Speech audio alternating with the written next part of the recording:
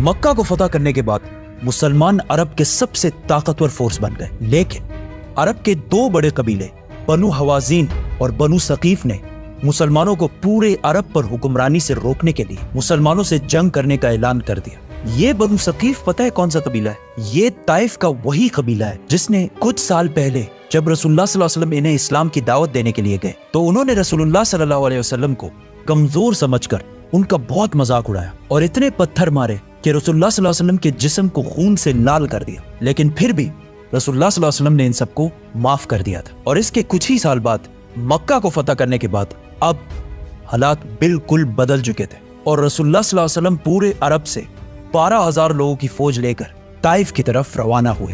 Taif के लोग अपना शहर छोड़कर मुसलमानों से लड़ने के लिए हुन्नैन की वादी में जमा हुए।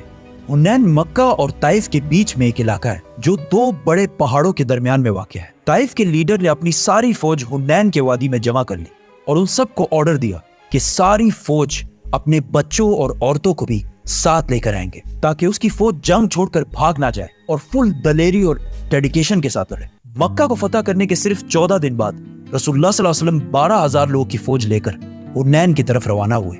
ये फौज बदर और ओहद की तरह सिर्फ स्ट्रॉन्ग और मजबूत ईमान वाले सहाबा की नहीं थी, बल्कि इसमें बहुत सारे नए सहाबा भी थे जो इस जंग से कुछ ही अरसा पहले मुसलमान हुए थे। तो उन्हें मुसलमानों की स्ट्रगल्स जो उन्होंने बदर, ओहद और खंदक में की थी इतना पता नहीं था।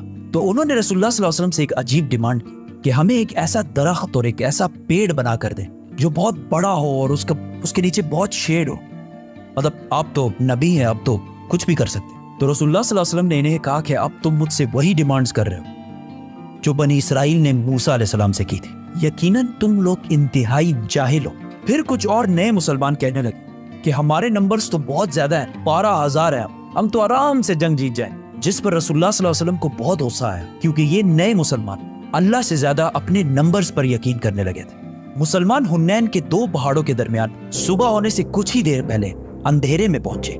जैसे ही मुसलमान उसे क्रॉस करने लगे तो पहाड़ों से बहुत सारे तीर और पत्थर बरसने लगे और इतने प्रिसाइज तरीके से कि कुछ ही देर में बहुत सारे सहाबा शहीद होने लगे और इन सब से बचने का कोई तरीका भी नहीं था।